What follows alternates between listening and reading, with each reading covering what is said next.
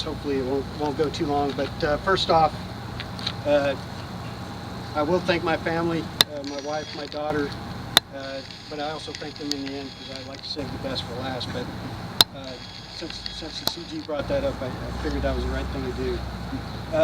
General Clark, thank you, sir, very much for being here today. I'm gratefully honored, and just having you here makes this occasion all that much more special for me. I really appreciate you taking the time. Command Sergeant Major Green, thanks as well for coming in today. I really appreciate it. I want to thank Colonel Nauman and Command Sergeant Major Rose for receiving me and making me part of this great warrior team. I'd like to also thank the members of Task Force Mountain Warrior. You guys are outstanding. Brigade staff, the folks assembled here, battalion commanders and command sergeants major who could make it. I know it's not practical for some of the others that are on the outstations. But I truly appreciate the command climate here and what I've been able to experience thus far. And I appreciate all you do for each other, for the mission, and what you've done for me. So a little background here. I found out in August of last year that I'd made the promotion list, and I was on leave at the time back home in Oregon. And like a good DCO, I had my BlackBerry on me, and really had just been exchanging emails back and forth with the folks at Fort Campbell. My phone hadn't rang once. And I was about 2 weeks into leave. One day my phone started ringing, and I'm thinking, oh, something must have really gone sideways for them to call me, while I was on leave. I went over, I grabbed my BlackBerry, and I looked, and the caller ID said Major General Valesky, and I was like, what did I do now? I was like full of fret. But he just called to notify me that I'd made the list and to congratulate me, and I was very grateful. It was a great surprise. Promotions, they are special, and this is indeed a special promotion for me and my family. They are a recognition of past performance and future potential, and in an officer's career, they're few and far between. I don't believe that promotions are so much about what oneself has done, but more about what others have done and accomplished that kind of results in other people's success. And I would say that is the case for me. I owe this promotion and really all my promotions to the leaders, officers, non-commissioned officers, and soldiers, too many to name, that I've had the privilege to serve with, that have led me, followed me, inspired me, and shared in both my success and my failures. And especially to my family who have stood by me.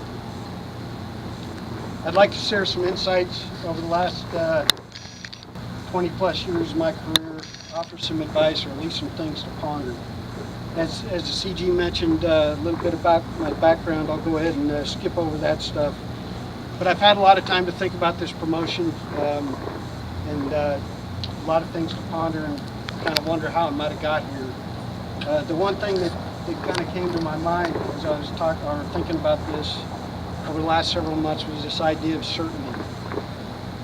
Ben Franklin wrote that the only certainty in life are taxes and death and taxes. And I suppose that's true in a literal sense.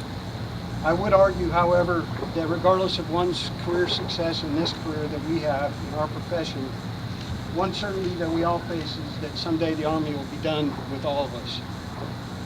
I was sitting in Marshall Auditorium as a second lieutenant going through IOBC. That's at Fort Benning, Georgia. We had a general officer come and visit us, and he was talking to us about our future careers as infantry officers. His bottom line message up front was to strike a balance between your career and your family. So his message came with an admonition. To not strike that balance between career and family could likely result in the failure of one or both of those interests.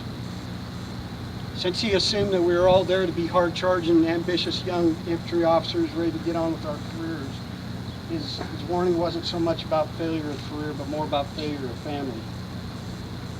For one day, as I said, when the Army says thank you for your service, the one group of people that you could turn to would be your family.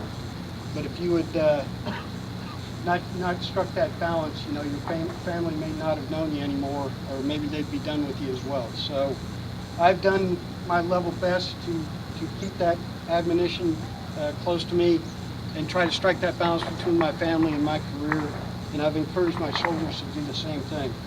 So that would be kind of my first piece of advice to all of you. I would also argue that in this career, there is no certainties of success. There's no certainties of promotion, command, KV jobs, or anything of the like. It's all got to be earned through demonstrated performance and potential. I do believe, however, that you can tip the scales of certainty in your favor if you plan out accordingly. My advice follows. Please forgive me in advance for anything that sounds a little bit cliche and for perhaps being a bit long-winded, but it's been my experience that these things work, and I'll try to go through them somewhat quickly.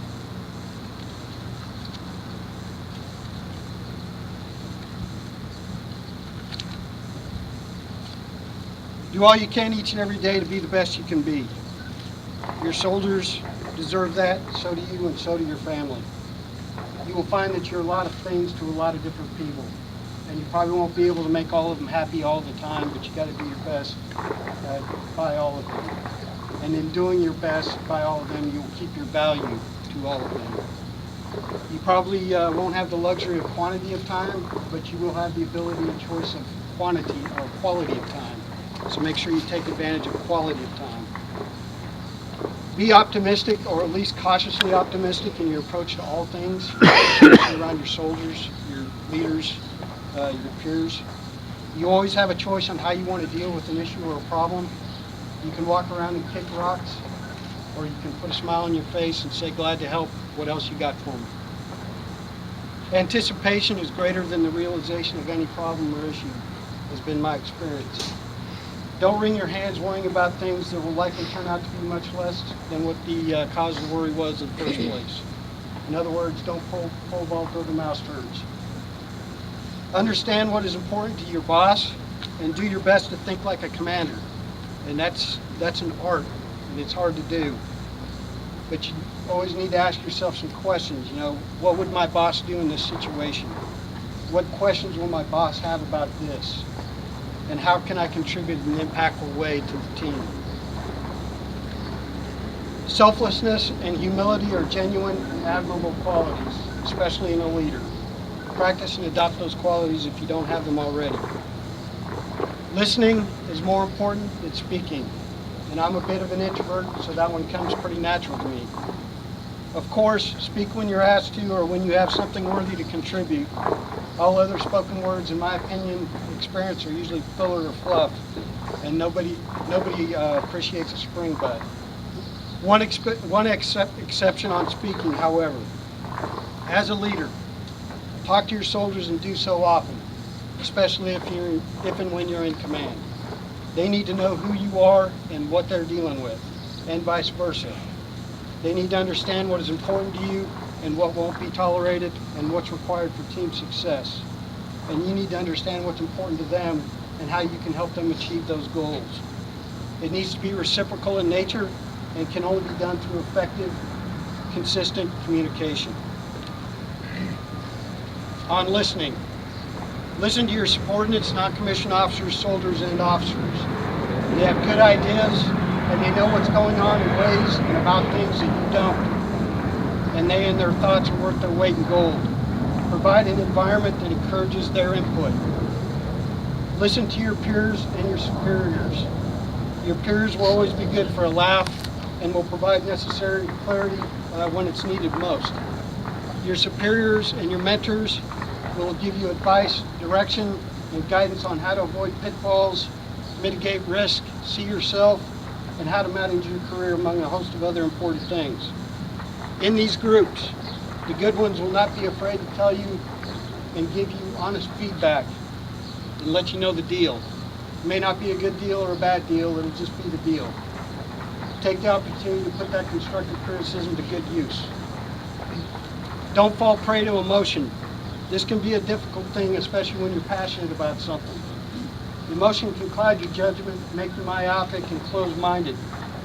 It will be difficult at times to divorce yourself from the emotion of any particular problem.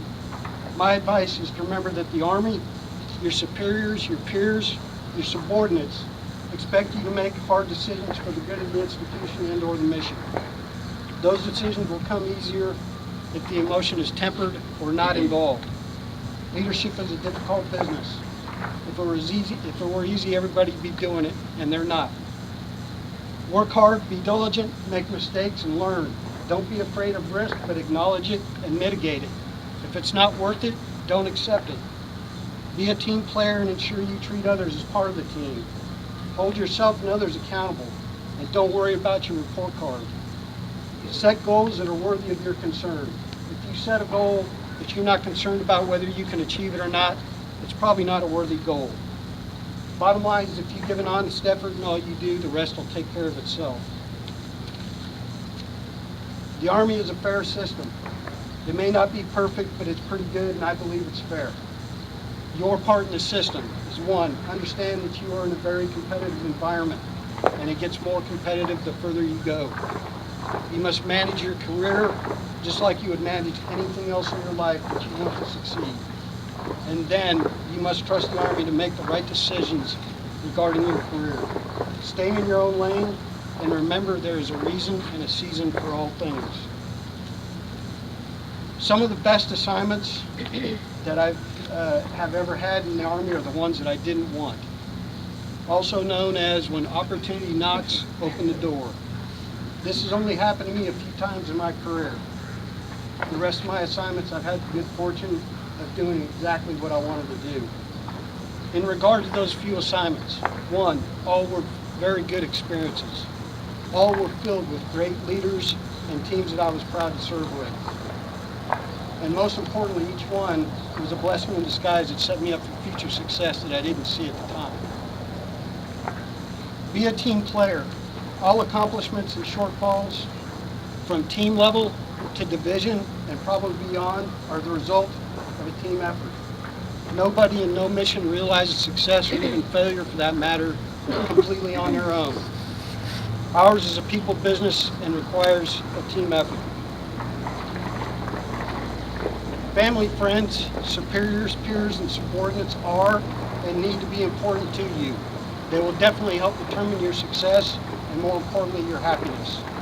You need to treat them with the recognition, respect, and dignity that they deserve. From one of my favorite movies is a quote, "No man is a failure who has friends." My family is my anchor. I truly believe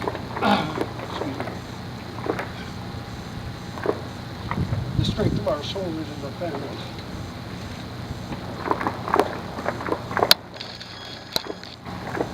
My strength surely comes from the love and support of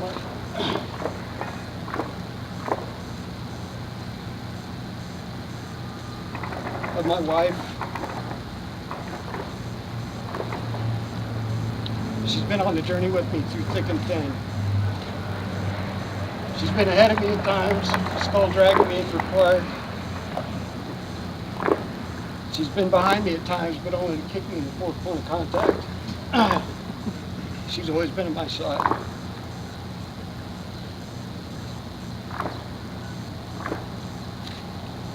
I would also mention the love and support of my daughter Amanda, son-in-law Matt, grandkids Andrew and Addison, parents and extended family.